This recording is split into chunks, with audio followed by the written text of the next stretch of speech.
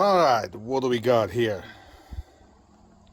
Something I almost bought twice. Something that I wasn't really that crazy about when I heard about it.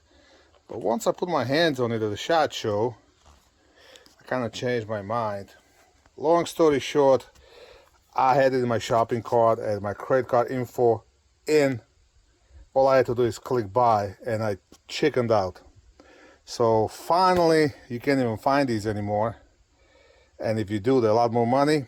I found a gently used one, and I have to give a credit where the credit is due to Big Johnson Guns and Gear. He's the one that hooked me up. And I don't know if I can say his friend's name, so I won't. But thank you. You know who you are. So finally, this was sitting at my gun store for 2 weeks. Finally, I was able to pick it up. I don't have any magazines for it because it came from Texas with American magazines, and they had to be turned into New York compliant magazines. So I don't have a mag. I got some CZ mags and whatnot that they might work. If not, we're just gonna single shoot this thing or whatever, just to give it the first impressions.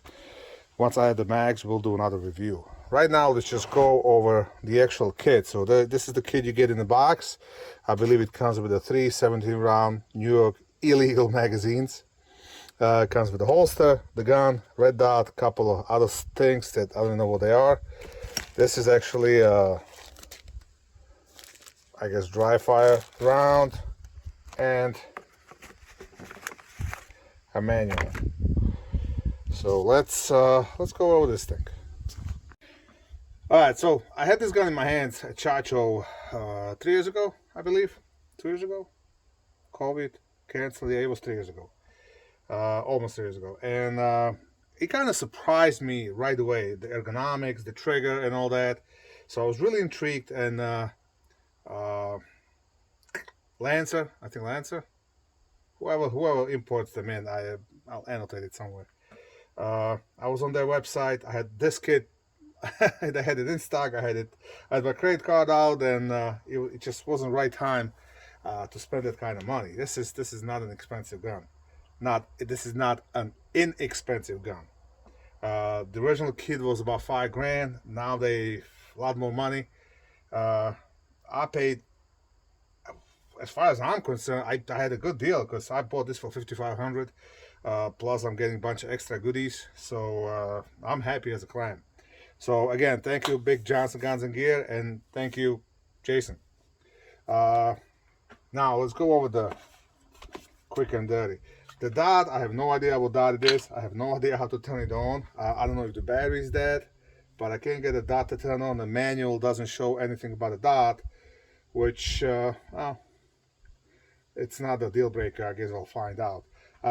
One thing that's kind of strange, it's got this little mid piece where the optic is mounted to, but I'm guessing that's because there's a, at least that's what it looks like, a striker. Well, actually this is a hammer fired gun, but this is a cocking indicator that shows you that it's cocked. So I'm guessing they couldn't really bring the sight any lower. So the height of the sight over the hand, it's nothing to brag about. It's just like most of any other guns that you have a slide mounted optic, so it's not super low. What is super low is a barrel. Okay, so this is, see where my finger points right here, and that's pretty much in line with the barrel. And the other gun, that barrel is gonna be over here. The only gun with a lower bore axis I can think of is a Chiappa Rhino, whatever you want to call it.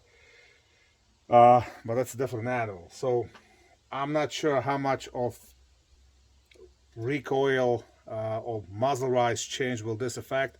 With most of my guns, you see me shooting, you see me in slow-mo. Once I grip the gun, especially heavy guns, they don't really move a whole lot. Rarely I have more muzzle rise that dot will actually leave the window. On the other thing, this thing's super heavy. I gotta weight it. The previous owner added a brass lock grips, so that added quite a bit of heft. So you grab this gun, this is a chunk of weight. So that's that. Now the trigger. Actually, before we get to the trigger, you could see when I go cock it, the top doesn't really move. So this portion kind of moves separately from everything else. It's sort of like if you have a 22, Smith & Wesson Victoria, most of the 22s where you lock them like this. So this definitely takes some used to. I think the kind of a competition over the head metal, it's going to be definitely faster than anything like this, especially if you got a tap and rack. Question is how it's going to be once it heats up, so we'll see about that. The trigger. I haven't waited yet what the trigger is, but this is a really nice, it's a little creep, and boom, and break. Reset. Super short reset. Essentially, from what I understand, this should be a single action gun, because if I'm correct, there's a hammer in there, and this is not a blowback. This is a gas operated system. So again, little creep, really nice trigger, and a super short reset. Really on par with the I'm gonna say the Grand Power Excalibur is probably shortest reset out of the stock gun. The Shadow 2s are good, especially if you do a little more work on them, but Excalibur is dead out of the box, super light and super short reset. This is right on par with that. It's all metal, feels good, nice and crisp, so I'm really happy about that. The mag release is right here. The slide stop, slide catch, everything is ergonomically is in the right spot. Gun really fits me really nice. So the low bore axis is one thing. Another thing that this gun has that nobody else has is ability to go from carry optic. Well, actually, this is not a carry optic because the way it's mounted, I don't even know what to tell you. But as it is, as the rules right now in the United States, I don't think you can shoot this in carry optic. You can shoot it either probably Steel Challenge or shoot it like a limited minor or open minor, depending on the sights. And obviously, you can shoot it in a 3-gun. But you take this whole upper that has iron sights on it. Okay, you pop it in, you push the pin, and that's it. Supposedly it holds the 0 and everything from there. So we're gonna try to shoot it. I'm gonna stop yapping. I'm gonna take a couple of shots because I really want to. Like I said, the dot's not working. I'm not sure what's up with that. I don't have any spare batteries here with me anyway. I don't have my shooting bag. I just came, literally I picked this gun up and had to stop by the job site and came straight here because even though I don't have a magazine, I really want to try it, even if I got to feed it one bullet at a time, because when it comes to new toys, the patience is really not my virtue. So stand by. Okay, so I grabbed a couple of magazines that seem that it might feed. Definitely mag's not gonna lock in, so I'm gonna have to kind of hold my pinky under it or something. I don't know. I'll figure it out as I go. Also, since this is a gas operated gun, I don't think it's a good idea shooting coated bullets. So I'm just gonna shoot a factory. I got some Gila 115s and some Federal 124s. I don't have any 147s. I just didn't grab any real fast. Later on we'll try some of my reloads as well. I think because of that little hole in the barrel and all that, it might cause a problem down the road. So I might just reload Full Metal Jacket for this gun. So there's no safeties. The little dingus is the only safety that we have. Like I said, mag, it's not locking in, but it looks to me it chambered around. So I'm gonna do a little bit of this Hollywood grip, you know, not my standard grip, so I can hold the magazine in place. Hopefully it'll cycle. And I haven't shot the iron sights in a long time either. So here goes nothing.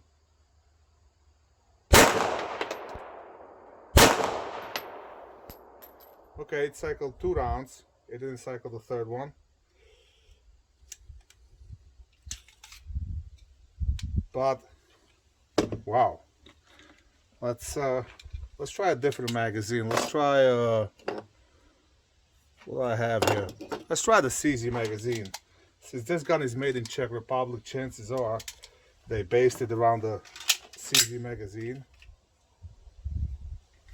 Oh, chambered around. Let's try it again. Obviously my grip is kind of messed up, so I'm not going to be able to control the recoil the way I want to. Actually, no, screw it. Let's just try one shot. Let's try one shot just like that.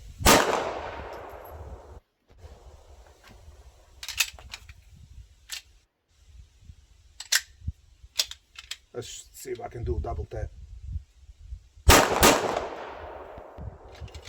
Alright, so initial impression. With the red dot, I can't really say, but with these sights, it's sort of, you have to sort of dip the gun down. Kind of reminds me of a little bit of the Glock grip angle, but it's not as uncomfortable. There's definitely less muzzle rise than I'm used to, opposed to regular gun. Is it a $4,000 worth of less muzzle rise? Probably not. Your experienced shooter, it's not gonna magically make you a master shooter. If you're a solid B, like me, solid B, pretty much almost A class, if I ever shoot a classifier right shooter, it's not gonna jump you up to master class just because of the gun. And that's not the reason why I bought it. If you go through my videos, you know I do like weird guns. I don't like your regular round-the-mill Glocks. Just, I'm not that guy. So the way I would describe it, this 115 out of this gun felt like shooting 147s out of my regular guns. If you know what I'm saying. Somewhere back there I have a video where I show shooting from 115 to 147s and what the difference in the muzzle rise it makes. So that's what this seems to me. Let's load up a couple of 140 124s, and let's take a couple of shots with that. And now we should be able to make even more. I should be able to tell more difference. So let's see if I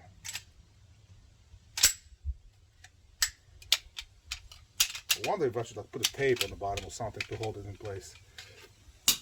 Yeah, that was a fail. Let's see.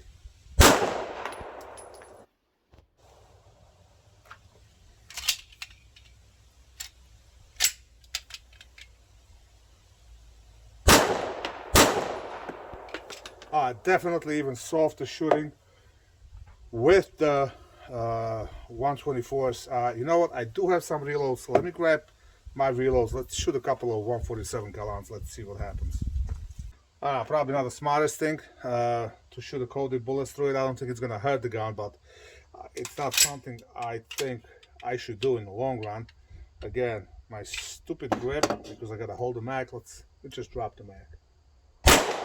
Oh yeah. There goes the CZ mag. I'm back. The magazine kind of exploded on me. Those generic CZ base pads, if you slam it again real hard, they will come off.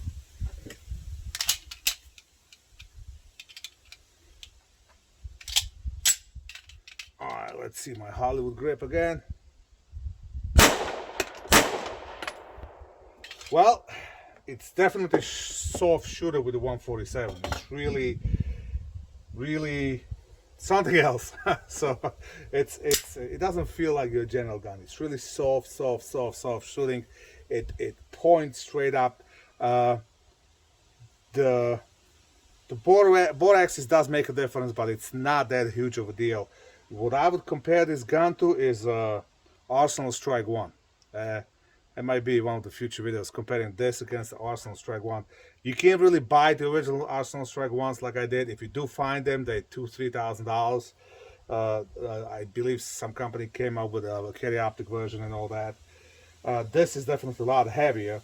The Strike 1 is one of the lowest bore axis guns I have, or I know they exist. It'll be probably somewhere in between this and the regular gun. So your barrel will be not here, but right here somewhere. And the way this gun points and shoots, it's really similar, but this gun has a wind tunnel, and it's really windy and everything's falling. So let me try to capture maybe some slow-mo. That might help, and then we'll go over the final thoughts after that.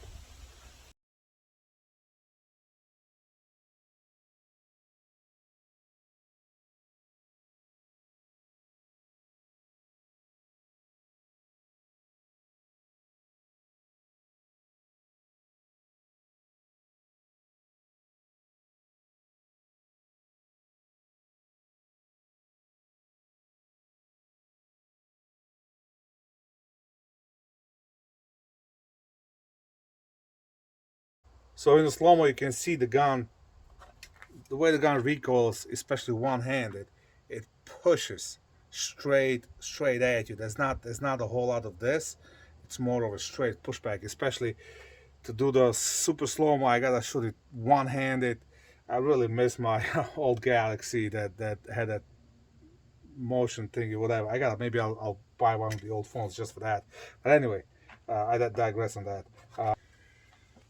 So Lago Arms Czechoslovakia. I'm not sure why they call it Czechoslovakia, because Czechoslovakia doesn't exist anymore. It's two separate countries. I don't really care. I don't have a problem with that. But definitely something innovative, definitely something different. Not your run-of-the-mill gun. Can I shoot in competition? Absolutely, I will. At a local level, they don't care. I'm sure this'll be good IDPA gun. I'm pretty sure we can shoot it in IDPA, at least in one of the divisions. As it said, I think it's legal in carry optics for the IDPA. Eventually, if they bring enough of them, they might get it on the production list. If, when, or how that's going to happen, God knows. Since technically this is a single action gun, not sure if they're gonna approve it on the production list, but I guess we'll find out.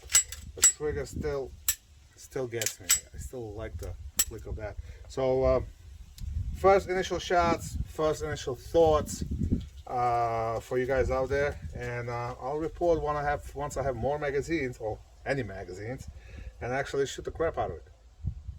If you like this kind of videos, please like and subscribe. Please help me get to at least 10,000 subs finally. Finally, the last couple of months, I start taking this a little bit more seriously. Not that I ever did. And as always, have fun and keep shooting.